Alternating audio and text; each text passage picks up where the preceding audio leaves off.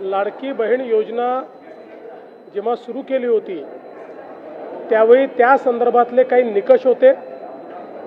त्या निकषाच्या आधारावर बहिणींना अर्ज करायला सांगितला होता आणि कागदपत्रांच्या पूर्ततेला वेळ लागेल म्हणून ही मुभा दिली होती की त्यांनी सेल्फ सर्टिफिकेशन करायचं, म्हणजे त्यांनी जे सांगितलं ते सत्य मानून आपण त्या ठिकाणी त्यांना लाडक्या बहिणीचा लाभ देणं सुरू केलं।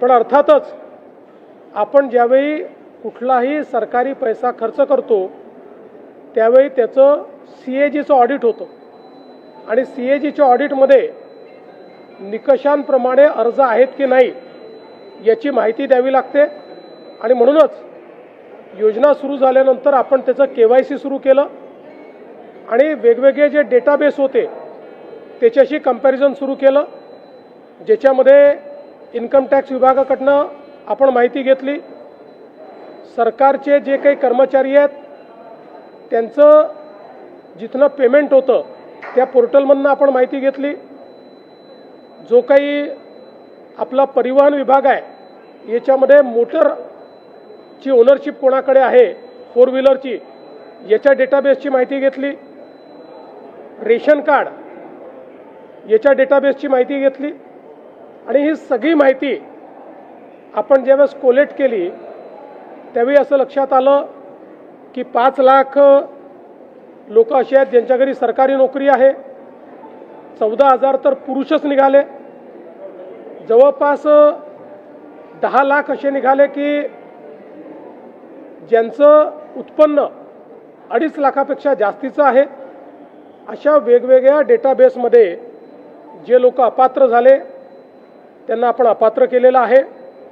त्यासोबत आपण हे सांगितलं होतं KYC करून घ्या, म्हणजे जे काही माहिती तुम्ही सादर केलेली आहे ती आत्तापर्यंत सत्य मानण्यात आली, आता त्याची कागदपत्र द्या। पण मोठ्या प्रमाणात KYC झाली नाही।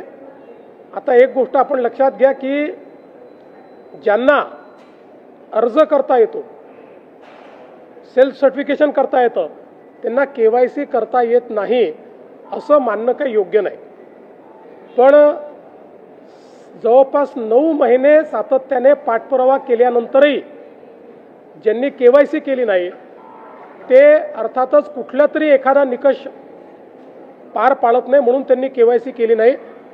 आणि म्हणून हे जे काही आत्ता या ठिकाणी जवळपास जे काही तुम्ही सांगितलं 60 लाख 80 लाख जो काही आकडा तुम्ही दिलेला असेल तर ते लोक या योजनेच्या पात्रतेचे निकष हे पूर्ण करताना दिसत नाही।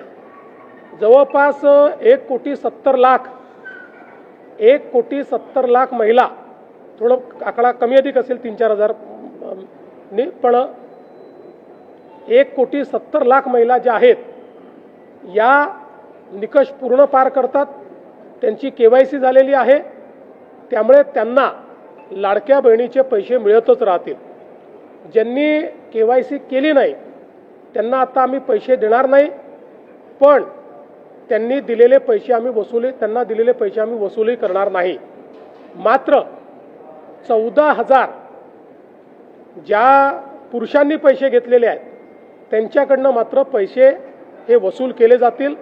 त्यामुळे नीट सायंटिफिक प्रोसेसने या सगळ्या गोष्टी केल्या आहेत आणि आजही यांच्यापैकी कोणी जर KYC करणार असेल तर आम्ही विंडो ओपन करायला तयार आहोत आणि त्यांना लाभ द्यायला तयार आहोत।